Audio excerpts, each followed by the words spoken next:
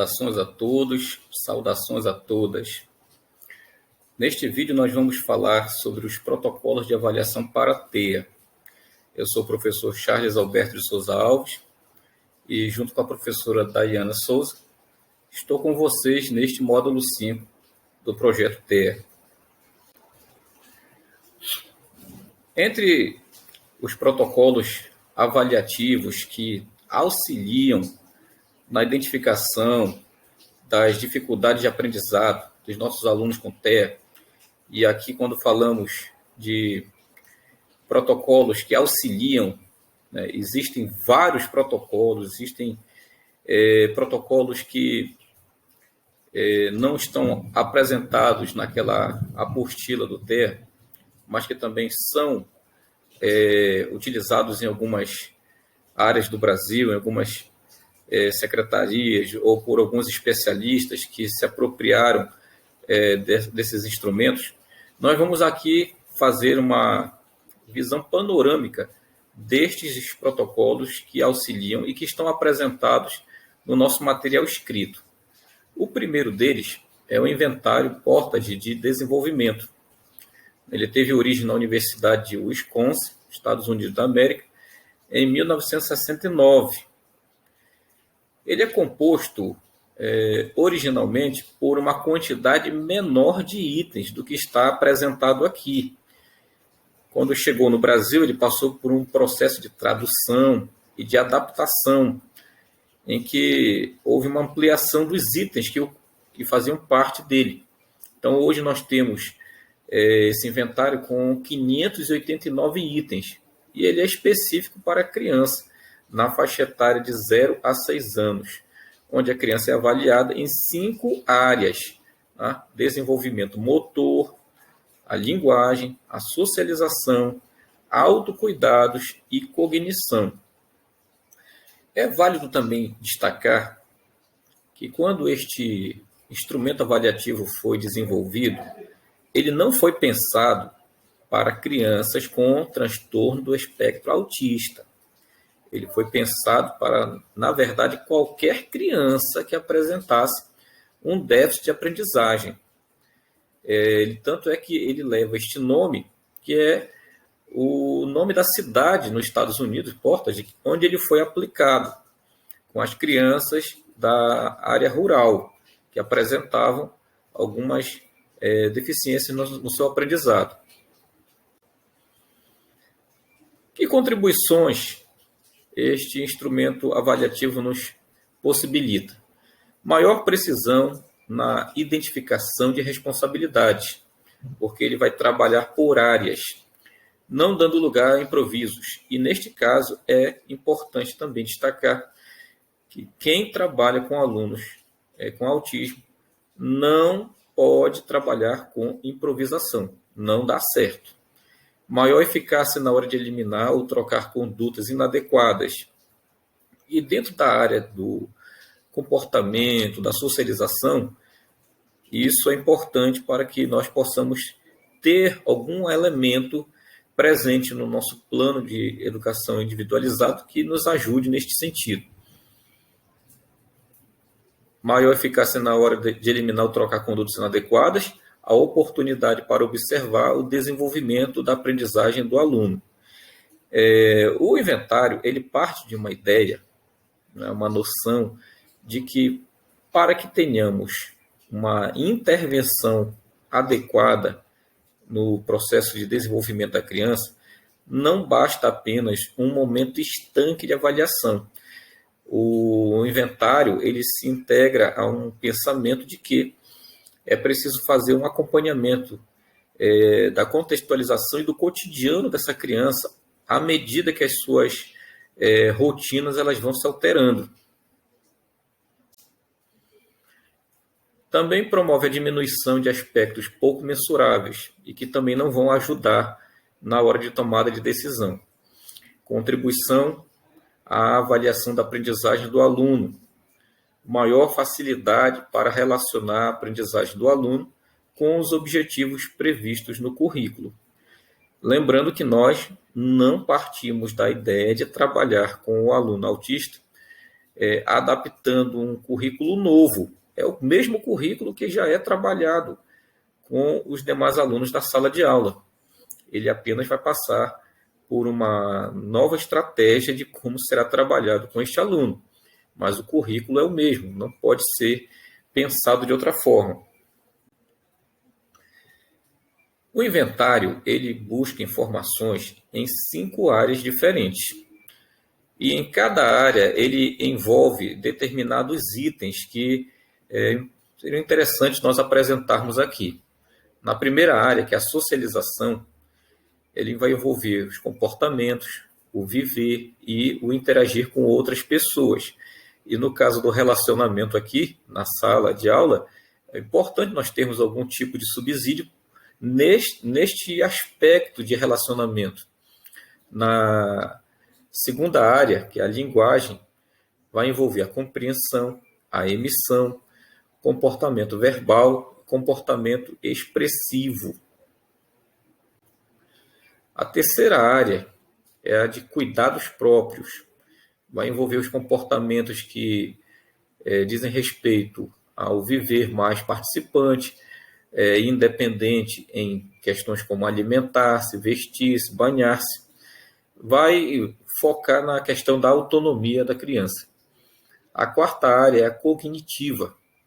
Começa com a consciência de si e do meio e depois a aquisição de conceitos e a relação entre eles, estabelecimento de relações. A quinta área é a psicomotora, com comportamentos que envolvem habilidades de coordenação geral e específicos do corpo. Todos esses elementos são importantes para subsidiar o nosso plano educacional individualizado. Segundo instrumento avaliativo ou ferramenta que podemos lançar mão, e está também relacionado ali no nosso material escrito, é o VB-MAP. Esse material diz lá que é uma sigla em inglês que no português significa Avaliação de Marco do Desenvolvimento e Programa de Nivelamento. Ele é um instrumento bastante conhecido dentro da aba e está voltado para a análise e planejamento de intervenção na linguagem. A relação aqui que vai ser alvo do instrumento avaliativo é linguagem e aprendizado.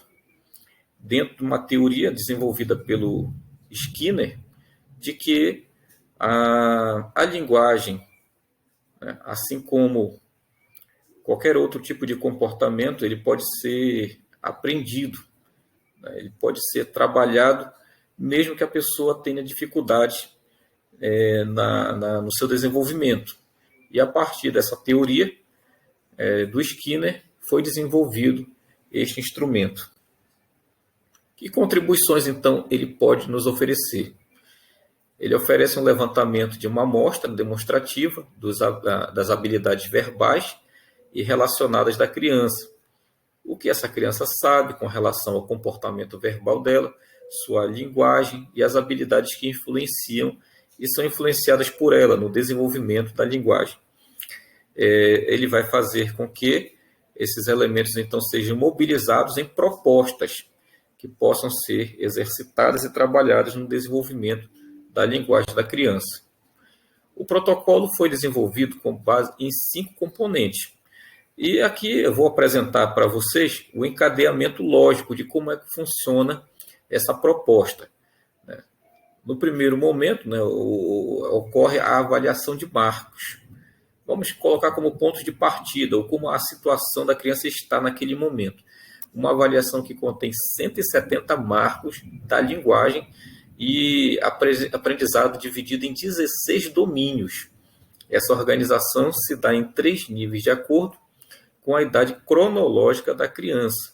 E aí essa idade cronológica ela é dividida em 3 níveis. No primeiro nível, nós vamos ver a investigação em crianças de 0 a 18 meses, no segundo nível, de 18 a 30 meses, e no terceiro nível, de 30 a 48 meses.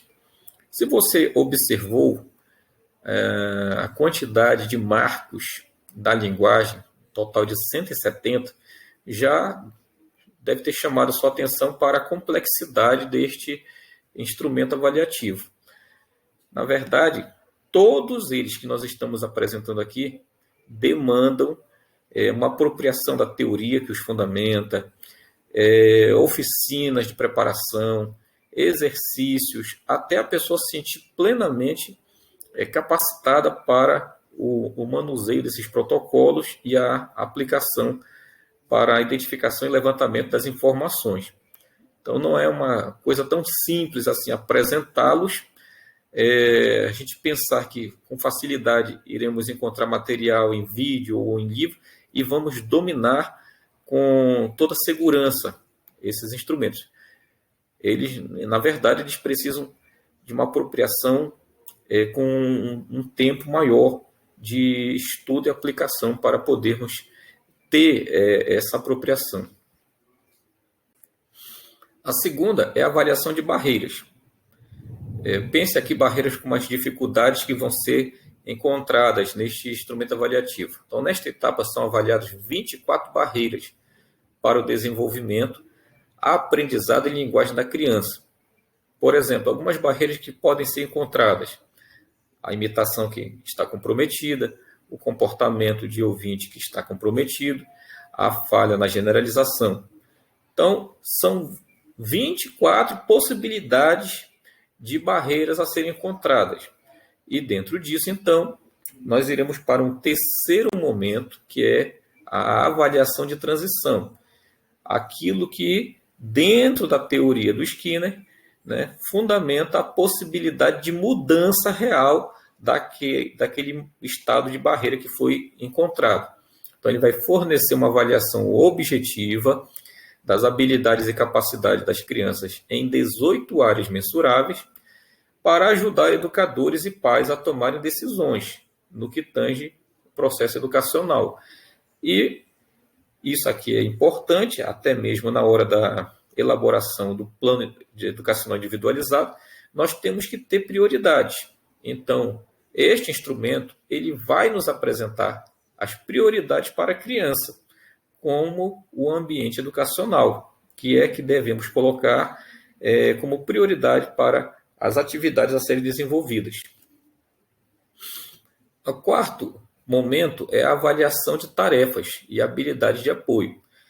Como eu disse em alguns momentos em outro vídeo, não basta o nosso instrumento avaliativo chegar na detecção de problemas. Encontrei o ponto fraco, encontrei as dificuldades, as barreiras.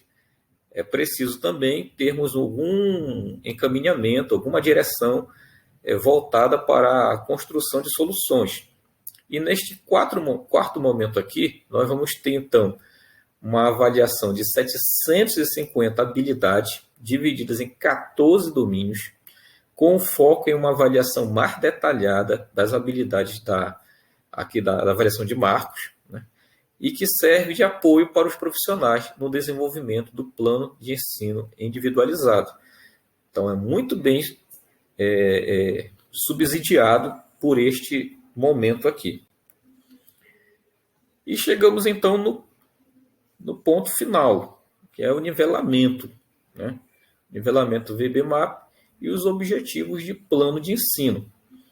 A partir de todo esse processo de encontrar as barreiras, observar as possíveis transições, fazer o levantamento da potencialidade de desenvolvimento dessa criança. Então, vamos agora para a avaliação que fornece um direcionamento para a elaboração do PEI. E é um auxílio para os profissionais na seleção do número de objetivos traçados. Então, ele não é fechado, ele subsidia, ele aponta possibilidades de trabalho, de prioridades naquilo que nós vamos colocar no nosso plano para o atendimento especializado da criança. Outro instrumento interessante que é apresentado no nosso material escrito é o perfil psicoeducacional. Também aparecem algumas informações com a sigla PEPR.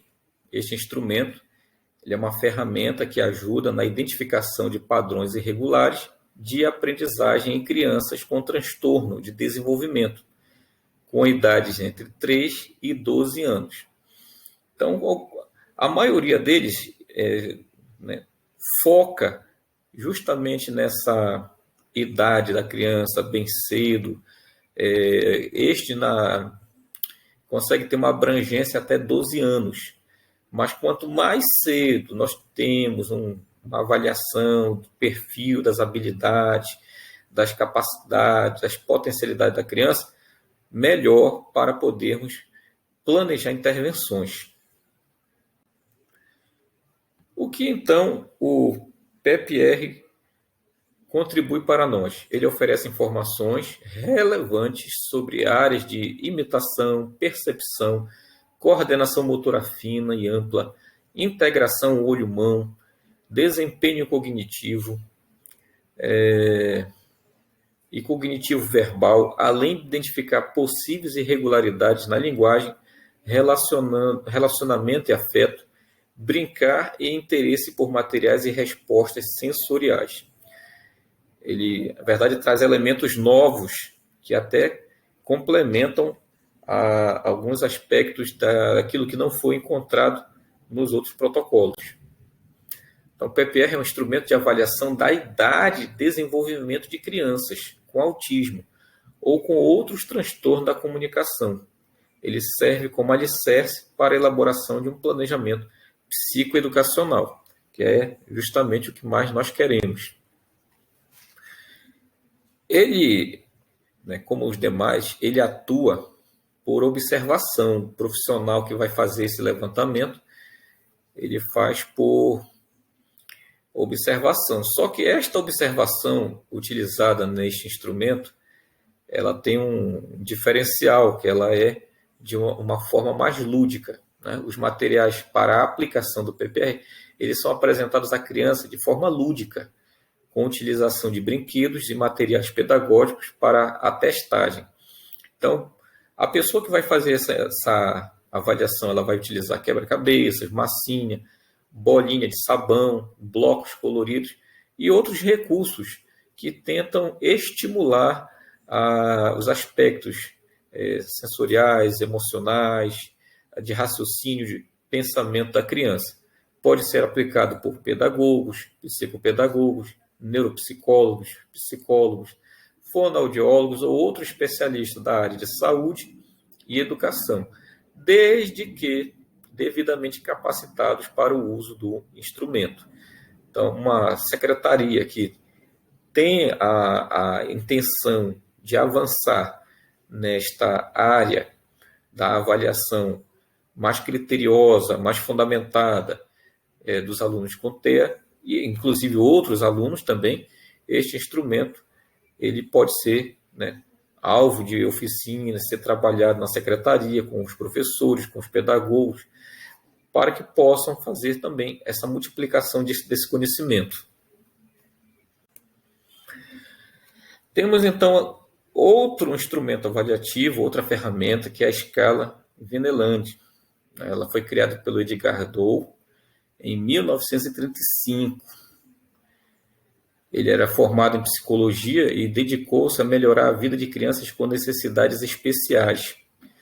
O interesse dele era identificar a relação entre a deficiência mental e a competência social. Quando nós ouvirmos falar dessa escala e do Edgar Dow, nós devemos pensar assim: formas de adaptação das habilidades da criança para a sua inserção no meio social.